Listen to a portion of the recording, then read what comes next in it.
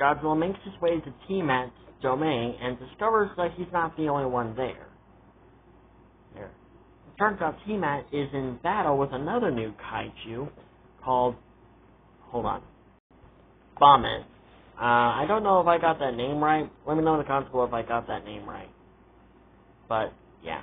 Like I said before, the previous part, these few kaiju were rumored to be in the New Empire, but they never appeared. So, I'm just going to mention them here in my video. Anyways, Bombin and T-Mat do get into a bit of a fight. Now, instead of interfering in the fight, heisei Koji freaking just actually sits back and watches the fight. He's actually intrigued to see who would win. And whoever the winner is, he would fight the winner. And the loser, he'll just let go. He'll be like, I got no beef with you. You can go on ahead.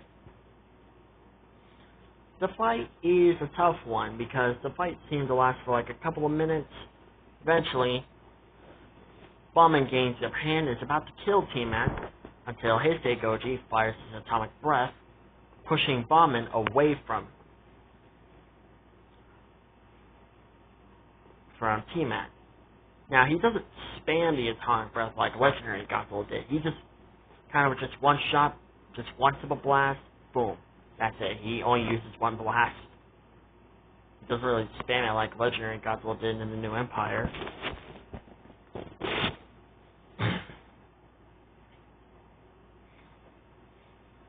Bombin roars at Godzilla, who roars right back.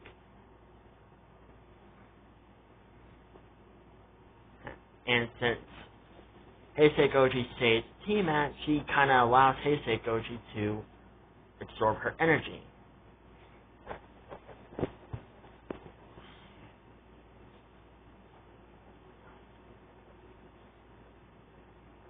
But before he does take T-Mat's energy, he discovers that there is a dead kaiju. Now, this kaiju is actually kind of unknown, because this one looks like it came out of Hollow Earth, plus it's surrounded by a lot of purple energy.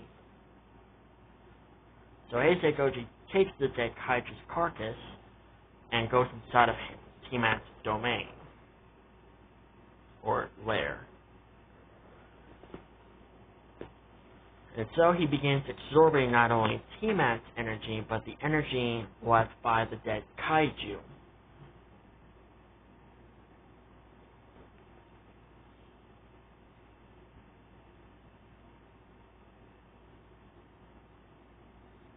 And the result, when heisei Koji breaks out of the ice chamber, he is turned into Scarlet Godzilla, who is kind of like a burning Godzilla if you think about it. It's not 100% a burning Godzilla, it's kind of like a Scarlet Godzilla, something a bit more similar to like Godzilla Earth in that way.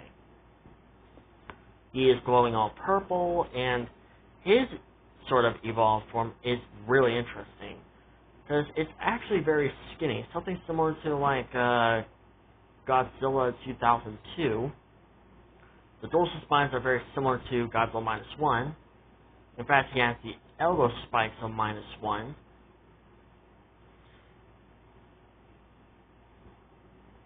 And somewhat of a beard like Godzilla Earth.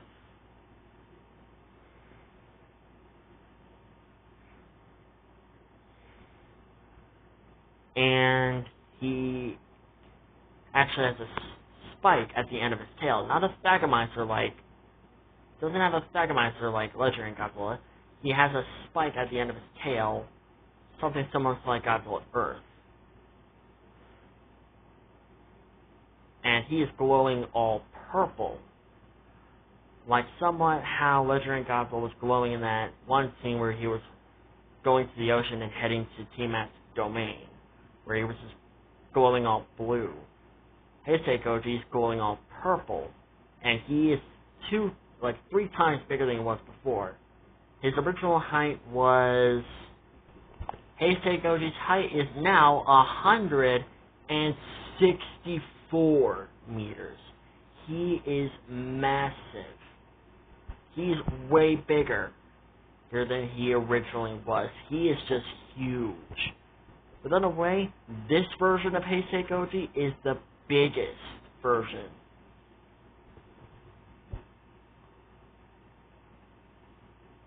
And of course, he leaves Tiamat's domain, and she peacefully goes back into her territory.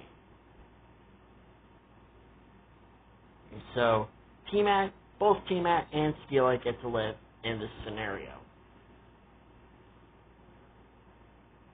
Now I know what you guys are going to be wondering, does Heisei Goji does not like the innocent kaiju, like the ones who don't do anything wrong? No, he actually likes them.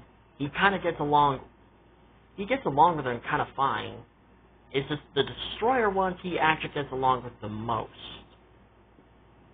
But that does, like I said before, he does get along with the innocent ones, like Behemoth and Methuselah, for example. He gets along with them quite fine. It's just the destroyer ones he gets along with more often.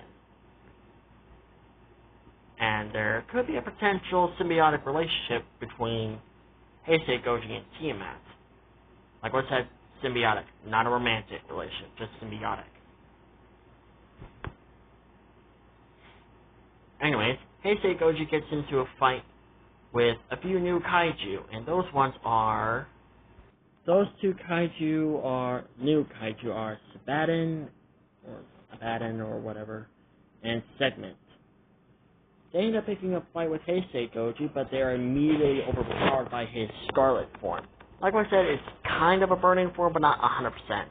It doesn't have like the full power that Heisei Burning Godzilla has. If anything, he surpasses legendary Godzilla's burning form, but it's nowhere near as powerful as Heisei Burning Godzilla.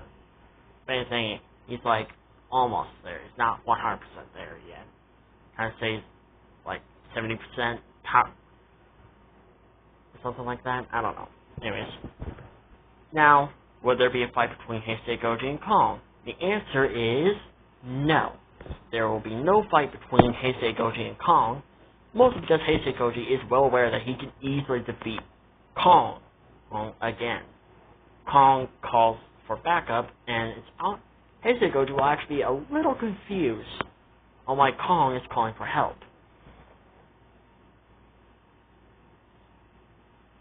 So he'll actually make his way to Egypt to see what's going on.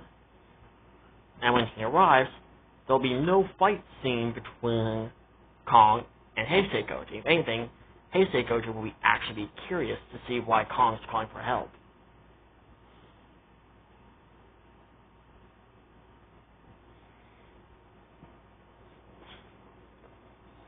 And of course, Kong will kind of explain the situation to Godzilla along with Mothra, who is, well, the new Empire Mothra, who is kind of the mother of the Mothra from 2019.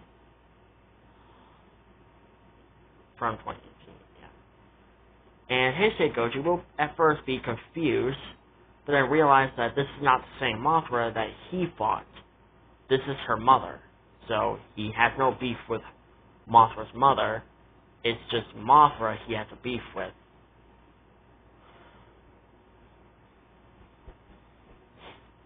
And of course, Heisei Goji, Kong, and Mothra's mother, who I'm just going to prefer to her as the Elder Mothra for the rest of this scenario, they go to the Hollow Earth, and of course, Scar King was not expecting this Godzilla. If anything, he was expecting a more ancient Godzilla. He has no idea what he's fighting. And since Kong explained the whole situation, Godzilla has no intentions of killing Shimo, but instead he has the intentions of freeing her. So he wouldn't go full power at Shimo, well, at least not yet.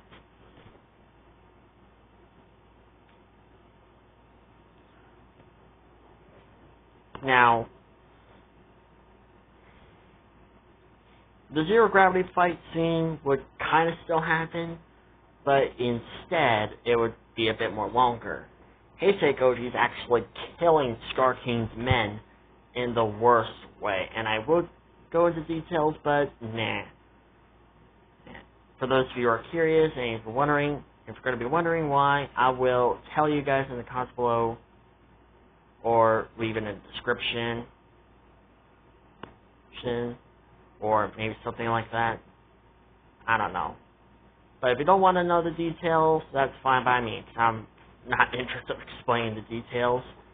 And you can kind of sort of imagine how Heisei Goji kills them. Anyways, he fights Shimo, and like I said before, has no intentions of killing her, but instead has the intentions of freeing her.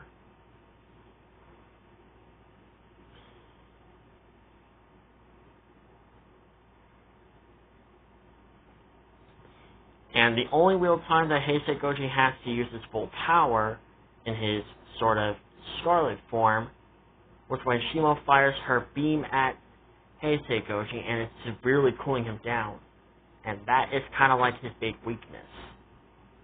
He cannot afford to be cooled down, so he immediately uses a nuclear pulse. And this nuclear pulse is huge. It's bigger than the previous one. It's not only a nuclear pulse, it's also a atomic breath combined. And kind of has a little Shin Godzilla reference where he fires laser, the atomic breath from his back. It's going all crazy. And he stops when the zero gravity fight, or when the gravity ends. Shimo is kind of severely hurt, because she's never felt this amount of pain before. And Scar King is just shocked. He's never seen anything like that. If anything, that was his first time encountering such power. If anything, you can kind of say Heisei Goji surpasses Shimo, if not rivaling her. So Heisei Goji is now a real threat to Scar King.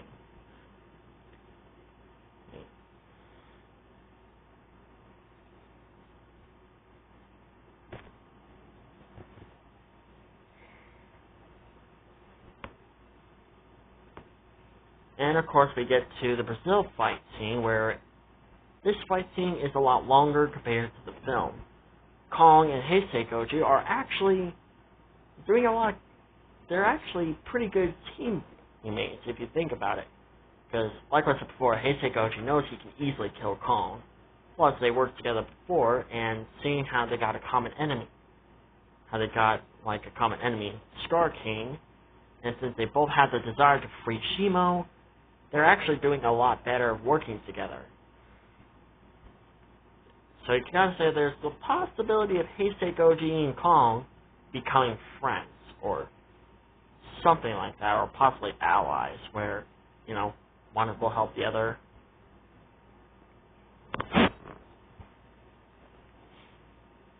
Heisei Goji eventually switches targets when he's seen Scar King using the crystal on Shimo and kind of controls her with pain. This angers Heisei Goji. He grabs Kong and tells him, you keep Shimo off my back. I'm going to make this red ape regret the day that he ever set a foot on this planet. And he actually does that. Scar King tries to fight back, but Heisei Goji grabs the whip and slams Scar King on the ground 5 times and starts punching him. So much similar to how the way Omni-Man was punching Invincible.